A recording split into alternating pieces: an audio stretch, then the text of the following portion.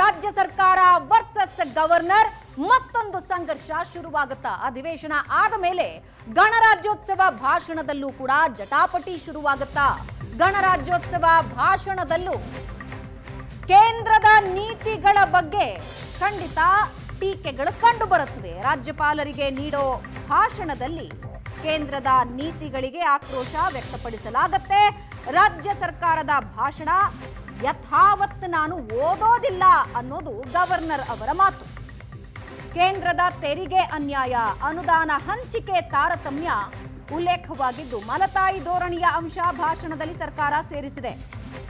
ಕೇಂದ್ರ ಸರ್ಕಾರನ ಟೀಕಿಸೋ ಅಂಶಗಳಿದ್ರೆ ನಾನು ಓದೋದಿಲ್ಲ, ಒಂದು ವೇಳೆ ತಿದ್ದುಪಡಿ ಮಾಡೋದಿದ್ರೆ ಮಾಡಿ ಅಂತ ರಾಜ್ಯಪಾಲರು ಸರ್ಕಾರಕ್ಕೆ ಸಲಹೆ ಕೊಟ್ಟಿದ್ದಾರೆ.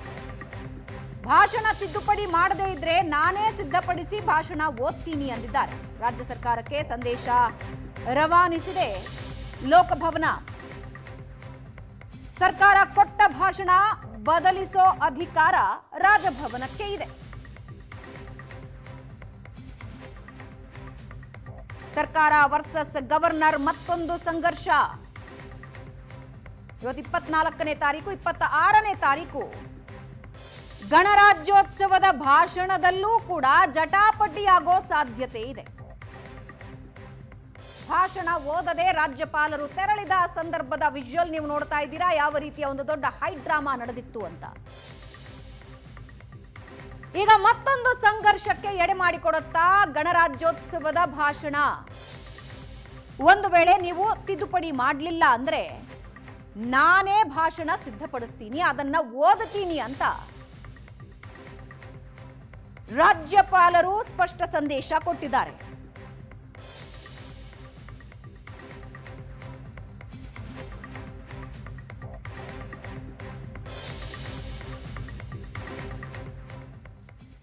ಈ ಬಗ್ಗೆ ಇನ್ನಷ್ಟು ಡೀಟೇಲ್ಸ್ ಹಂಚಿಕೊಳ್ಳೋದಕ್ಕೆ ನಮ್ಮ ಪೊಲಿಟಿಕಲ್ ಬ್ಯೂರೋ ಹೆಡ್ ಆನಂದ್ ಬೈದನ್ ಮನೆ ಲೈವ್ ನಲ್ಲಿ ಜಾಯ್ನ್ ಆಗ್ತಾ ಇದ್ದಾರೆ. ರಾಜಕೀಯ ವಿಶ್ಲೇಷಕರಾದ ಪ್ರಶಾಂತ್ ನಾತು ಲೈವ್ ನಲ್ಲಿ ಇದ್ದಾರೆ. ಆನಂದ್, ಸರ್ಕಾರ ಮತ್ತು ರಾಜ್ಯಪಾಲರ ನಡುವೆ ಮತ್ತೊಂದು ಸಂಘರ್ಷ ಕಟ್ಟಿಟ್ಟ ಬುತ್ತಿ ಅನ್ನಿಸ್ತಾ ಇದೆ. ಸದ್ಯದ ಡೆವಲಪ್ಮೆಂಟ್ಗಳೇನು? ಕೇಂದ್ರದ ವಿರುದ್ಧದ ಟೀಕೆಗಳನ್ನ ನಾನು ಓದೋದಿಲ್ಲ ಅನ್ನೋ ಒಂದು ಸ್ಪಷ್ಟ ಸಂದೇಶ ಅಂತೂ ರಾಜ್ಯಪಾಲರು ಈಗಾಗಲೇ ಕೊಟ್ಟಿದ್ದಾರೆ. ಎಸ್ ಭಾವನಾ, ಕಳೆದ 2 ದಿನಗಳ ಹಿಂದೆ ವಿಧಾನಮಂಡಲ ಅಧಿವೇಶನದಲ್ಲಿ ರಾಜ್ಯಪಾಲರು ಸರ್ಕಾರ ಸಿದ್ಧಪಡಿಸಿರ್ತಕ್ಕಂಥ ಭಾಷಣವನ್ನು ಓದದೇ ಇರತಕ್ಕಂಥ ಹಿನ್ನೆಲೆಯಲ್ಲಿ ರಾಜಕೀಯವಾಗಿರ್ತಕ್ಕಂಥ ಸಂಘರ್ಷಗಳು ಆರಂಭಗೊಂಡಿತ್ತು. ರಾಜಭವನ ಮತ್ತು ಸರ್ಕಾರದ ಮಧ್ಯೆ ಸಂಘರ್ಷ ಉಂಟಾದಂಥ ಹಿನ್ನೆಲೆಯಲ್ಲಿ ರಾಜ್ಯಪಾಲರನ್ನು ಡಿಫೆಂಡ್ ಮಾಡಲಿಕ್ಕೆ ಬಿಜೆಪಿ ಮುಂದಾದರೆ ರಾಜ್ಯಪಾಲರ ಕ್ರಮದ ವಿರುದ್ಧ ಆಡಳಿತಾರೂಢವಾಗಿರ್ತಕ್ಕಂಥ ಕಾಂಗ್ರೆಸ್ ತೀವ್ರ ಆಕ್ರೋಶವನ್ನು ಹೊರಹಾಕಿದೆ. ಯಾಕೆಂದರೆ ಕೇಂದ್ರ ಸರ್ಕಾರದ ಕೆಲವೊಂದಷ್ಟು ನೀತಿಗಳ ವಿರುದ್ಧ ರಾಜ್ಯ ಸರ್ಕಾರ ರಾಜ್ಯಪಾಲರ ಓದ್ತಾ ಇರುವಂತಹ ಭಾಷಣದಲ್ಲಿ ಅದನ್ನು ಪ್ರಸ್ತಾಪ ಮಾಡಿದ್ದಕ್ಕೆ ರಾಜ್ಯಪಾಲರು ವಿರೋಧ ವ್ಯಕ್ತಪಡಿಸಿದ ಕಾರಣಕ್ಕಾಗಿ ಒಂದು ಸಂಘರ್ಷ ಉಂಟಾಗಿರ್ತಕ್ಕಂಥದ್ದು. ಅದರ ಜಟಾಪಟಿ ಈಗಾಗಲೇ ಮುಂದುವರೆದಿದೆ. ಅದರ ಬೆನ್ನಲ್ಲೇ ಈಗ ಅಂದರೆ ಸೋಮವಾರ ಗಣರಾಜ್ಯೋತ್ಸವ ಇರತಕ್ಕಂಥ ಹಿನ್ನೆಲೆಯಲ್ಲಿ ಗಣರಾಜ್ಯೋತ್ಸವದ ಸಂದರ್ಭದಲ್ಲಿ ರಾಜ್ಯಪಾಲರಾಗಿರುವಂತಹ ತಾವರ್ಚಂದ್ ಗೆಹ್ಲೋಟ್ ಅವರು ರಾಜ್ಯವನ್ನು ಉದ್ದೇಶಿಸಿ ಭಾಷಣವನ್ನು ಮಾಡ್ತಾರೆ. ಈ ಭಾಷಣವನ್ನು ಸಿದ್ಧಪಡಿಸಲಿಕ್ಕೆ ಪೂರಕವಾಗಿರ್ತಕ್ಕಂಥ ಮಾಹಿತಿಯನ್ನು ಕೊಡುವುದು ರಾಜ್ಯ ಸರ್ಕಾರ. ರಾಜ್ಯ ಸರ್ಕಾರ ಈಗಾಗಲೇ ಕೊಟ್ಟಿರತಕ್ಕಂಥ ಮಾಹಿತಿಯಲ್ಲಿ ಕೇಂದ್ರ ಸರ್ಕಾರ ತಂದಿರತಕ್ಕಂಥ ವಿಬಿಜಿ ರಾಮ್ಜಿ ಯೋಜನೆಯಲ್ಲಿ ಆಗಿರ್ತಕ್ಕಂಥ ಅನ್ಯಾಯಗಳು ಮತ್ತು ಕೇಂದ್ರದ ತೆರಿಗೆ ನೀತಿಯಲ್ಲಿ ಆಗಿರ್ತಕ್ಕಂಥ ಅನ್ಯಾಯಗಳು, ಈ ಎಲ್ಲ ವಿಚಾರಗಳನ್ನು ಕೂಡ ಪ್ರಸ್ತಾಪ ಮಾಡಿ ವಿವರಗಳನ್ನು ರಾಜ್ಯಭವನಕ್ಕೆ ಕಳಿಸಲಾಗಿತ್ತು. ಆದರೆ ಆ ವಿವರಗಳನ್ನು ಓದಲಿಕ್ಕೆ ರಾಜ್ಯಪಾಲರು ನಿರಾಕರಣೆ ಮಾಡಿದ್ದಾರೆ ಅಂತಕ್ಕಂಥ ಮಾಹಿತಿಗಳು ಈಗಾಗಲೇ ಲಭ್ಯ ಆಗಿದೆ. ಯಾಕೆಂದ್ರೆ ಕೇಂದ್ರ ಸರ್ಕಾರದ ವಿರುದ್ಧ ಇರತಕ್ಕಂಥ ಯಾವುದೇ ಅಂಶಗಳನ್ನು ಕೂಡ ತಾವು ಓದಲ್ಲ ಅಂತಕ್ಕಂಥದ್ದನ್ನು ಬಹಳ ಸ್ಪಷ್ಟವಾಗಿ ರಾಜ್ಯಪಾಲರು ಈಗಾಗಲೇ ಹೇಳಿರ್ತಕ್ಕಂಥ ಹಿನ್ನೆಲೆಯಲ್ಲಿ ರಾಜ್ಯಪಾಲರು ಗಣರಾಜ್ಯೋತ್ಸವ ದಿನ ಮಾಡತಕ್ಕಂಥ ಭಾಷಣದಲ್ಲಿ ಅದನ್ನು ಓದದೇ ಇರಲಿಕ್ಕೆ ತೀರ್ಮಾನವನ್ನು ಮಾಡಿದ್ದಾರೆ. ಅದರ ಬದಲಾಗಿ ತಾವೇ ಒಂದು ಬದಲಾವಣೆಗೊಂಡಿರತಕ್ಕಂಥ ಭಾಷಣವನ್ನು ಓದಲಿಕ್ಕೆ ಈಗಾಗಲೇ ತೀರ್ಮಾನವನ್ನು ತೆಗೆದುಕೊಂಡಿದ್ದಾರೆ. ಈ ಸಂಬಂಧಪಟ್ಟಾಗೆ ರಾಜ್ಯದ ಮುಖ್ಯ ಕಾರ್ಯದರ್ಶಿಗಳಿಗೆ ಅಧಿಕೃತವಾಗಿರ್ತಕ್ಕಂಥ ಸಂದೇಶ ರವಾನೆ ಆಗಿದೆ. ಇಲ್ಲಿ ಬಹಳ ಪ್ರಮುಖವಾಗಿ ಗಮನಿಸಬೇಕಾಗಿರ್ತಕ್ಕಂಥ ವಿಚಾರ ಅಂತಂದ್ರೆ ಸರ್ಕಾರ ಕೊಟ್ಟಿರತಕ್ಕಂಥ ವಿವರಗಳನ್ನೇ ಓದಬೇಕು ಅಂತ ಇಲ್ಲ. ರಾಜಭವನಕ್ಕೆ ತಂದೆ ಆದಂಥ ರೀತಿಯಲ್ಲಿ ಭಾಷಣವನ್ನು ಸಿದ್ಧಪಡಿಸಿ ಅದನ್ನು ಓದಲಿಕ್ಕೆ ಅಧಿಕಾರ ಇರುವಂಥ ಹಿನ್ನೆಲೆಯಲ್ಲಿ ರಾಜ್ಯಪಾಲರು ಇರತಕ್ಕಂಥ ಪರಮಾಧಿಕಾರವನ್ನು ಬಳಕೆ ಮಾಡಿಕೊಂಡು ಗಣರಾಜ್ಯೋತ್ಸವ ದಿನ ಓದ್ತಕ್ಕಂಥ ಭಾಷಣದಲ್ಲಿ ತಾವು ಸಿದ್ಧಪಡಿಸಿರ್ತಕ್ಕಂಥ ಅಂಶಗಳನ್ನಷ್ಟೇ ಪ್ರಸ್ತಾಪ ಮಾಡ್ತಾರೆ ಅಂತಕ್ಕಂಥ ಮಾಹಿತಿಗಳು ಈಗ ಲಭ್ಯ ಆಗಿರುವಂಥದ್ದು. ಈಗ ಸರ್ಕಾರ ಒಂದು ಅಜೆಂಡಾ ಇಟ್ಕೊಂಡಿದೆ. ಕೇಂದ್ರ ಸರ್ಕಾರದಿಂದ ಆಗಿರ್ತಕ್ಕಂಥ ಅನ್ಯಾಯಗಳ ಬಗ್ಗೆ ಎಲ್ಲಿ ಅವಕಾಶಗಳು ಸಿಗುತ್ತೋ ಅಲ್ಲೆಲ್ಲವೂ ಕೂಡ ಪ್ರಸ್ತಾಪ ಮಾಡಬೇಕು ಅಂತಕ್ಕಂಥ ನಿರ್ಧಾರವನ್ನು ಮಾಡಿದೆ. ಆ ಕಾರಣಕ್ಕಾಗಿ ಮೊನ್ನೆ ರಾಜ್ಯಪಾಲರು ಓದಬೇಕಾಗಿರ್ತಕ್ಕಂಥ ಭಾಷಣದಲ್ಲೂ ಕೂಡ ಅದನ್ನು ಪ್ರಸ್ತಾಪ ಮಾಡಲಾಗಿತ್ತು. ಮತ್ತು ಈಗ ಗಣರಾಜ್ಯೋತ್ಸವದಲ್ಲಿ ರಾಜ್ಯಪಾಲರು ಸಿದ್ಧಪಡಿಸ್ತಕ್ಕಂಥ ಭಾಷಣಕ್ಕೆ ಪೂರಕವಾಗಿರ್ತಕ್ಕಂಥ ಅಂಶಗಳನ್ನು ಕೊಡುವ ಸಂದರ್ಭದಲ್ಲೂ ಕೂಡ ಅದನ್ನು ಕಳಿಸ್ಕೊಡ್ಲಾಗಿತ್ತು. ಆದರೆ ರಾಜ್ಯಪಾಲರು ಈಗ ಅದನ್ನು ನಾನು ಓದಲ್ಲ ಅಂತಕ್ಕಂಥ ಬಹಳ ಸ್ಪಷ್ಟವಾಗಿ ಹೇಳಿರ್ತಕ್ಕಂಥ ಹಿನ್ನೆಲೆಯಲ್ಲಿ ಬದಲಾವಣೆಗೊಂಡಿರ್ತಕ್ಕಂಥ ಭಾಷಣವನ್ನು ರಾಜ್ಯಪಾಲರು ಗಣರಾಜ್ಯೋತ್ಸವ ದಿನದಂದು ರಾಜ್ಯವನ್ನು ಉದ್ದೇಶಿಸಿ ಮಾಡುವಂಥ ಭಾಷಣದಲ್ಲಿ ಅದನ್ನು ಪ್ರಸ್ತಾಪವನ್ನು ಮಾಡ್ತಾರೆ.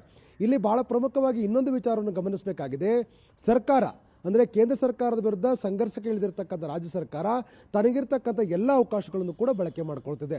ಅದು ರಾಜ್ಯಪಾಲರ ಮೂಲಕವಾಗಲಿ, ವಿಧಾನಸಭೆಯ ಮೂಲಕವಾಗಲಿ, ಗಣರಾಜ್ಯೋತ್ಸವದ ಭಾಷಣದ ಮೂಲಕವಾಗಲಿ ಯಾವುದೇ ಸಂದರ್ಭಗಳನ್ನು ಸಿಕ್ಕರೂ ಕೂಡ ಅದನ್ನು ಕೇಂದ್ರ ಸರ್ಕಾರದ ವಿರುದ್ಧ ತಮಗಿರ್ತಕ್ಕಂಥ ನಿಲುವುಗಳೇನಿದೆ ಆ ನಿಲುವುಗಳನ್ನು ಪ್ರದರ್ಶನ ಮಾಡಲಿಕ್ಕೆ ಆ ಒಂದು ಅವಕಾಶವನ್ನು ಬಳಕೆ ಮಾಡಿಕೊಳ್ತಕ್ಕಂಥ ಪ್ರಯತ್ನವನ್ನು ಸರ್ಕಾರ ಮಾಡ್ತಾ ಇದೆ. ಅದರಿಂದ ಸಂಘರ್ಷಗಳು ಮುಂದುವರೆದಿರ್ತಕ್ಕಂಥದ್ದು.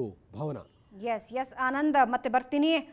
ಪ್ರಶಾಂತ್, ವರ್ಷದ ಮೊದಲ ಅಧಿವೇಶನಕ್ಕೂ ಗಣರಾಜ್ಯೋತ್ಸವದ ಭಾಷಣಕ್ಕೂ ಅಜಗಜಾಂತರ ವ್ಯತ್ಯಾಸ ಇದೆ. ಆದರೆ ಒಂದು ಸಂಘರ್ಷವಂತೂ ಕಟ್ಟಿಟ್ಟು ಬುತ್ತಿ ಅನ್ನಿಸ್ತಿದೆ. ನೋಡಿ, ರಾಜ್ಯ ಸರ್ಕಾರ ವಿಧಾನಮಂಡಲದ ಅಧಿವೇಶನದ ಸಂದರ್ಭದಲ್ಲಿ ತಯಾರಿ ಮಾಡಿದ ಭಾಷಣ ಏನಿತ್ತು, ಆ ಭಾಷಣವನ್ನು ನೋಡಿದಾಗ ಯಾರಿಗೂ ಅನಿಸ್ತಾ ಇತ್ತು ಈ ರಾಜ್ಯಪಾಲರು ಇದನ್ನು ಓದಲ್ಲ ಓದೋಲ್ಲ ಅಂತ ಗೊತ್ತಿರುವಾಗ 2ನೇ ಪ್ಯಾರಾದಿಂದ ಕೇಂದ್ರ ಸರ್ಕಾರದ ವಿರುದ್ಧ 2ನೇ ಪ್ಯಾರಾದಿಂದ 11ನೇ ಪ್ಯಾರಾದವರೆಗೆ ಇಡೀ ಒಂದು ಕಾನೂನಿನ ಬಗ್ಗೆ ಮಾತ್ರ ರಾಜ್ಯ ಸರ್ಕಾರ ಹೇಳಿದ್ದು.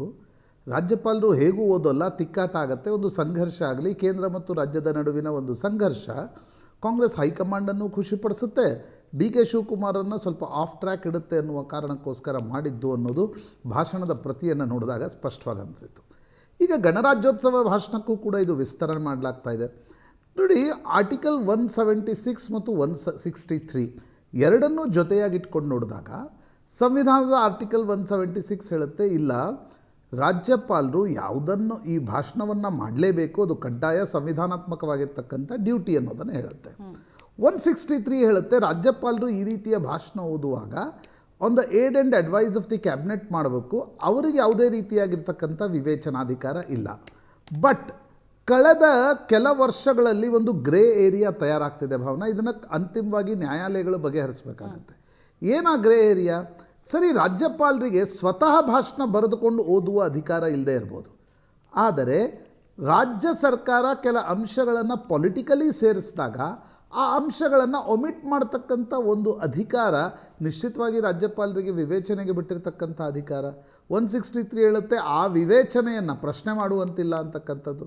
ಹೀಗಾಗಿ ಮೊನ್ನೆ ಕೂಡ ವಿಧಾನಮಂಡಲದ ಅಧಿವೇಶನದ ಸಂದರ್ಭದಲ್ಲಿ ರಾಜ್ಯಪಾಲರು ಭಾಷಣಕ್ಕೆ ಬಂದರು, ಆದರೆ ಭಾಷಣ ಓದಲಿಲ್ಲ.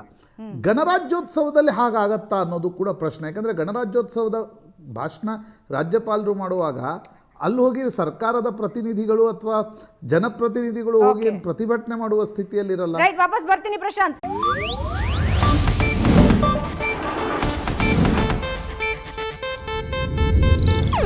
ಇದು ಏಷ್ಯಾನೆಟ್ ನ್ಯೂಸ್ ನೆಟ್ವರ್ಕ್ ಪ್ರಸ್ತುತಿ.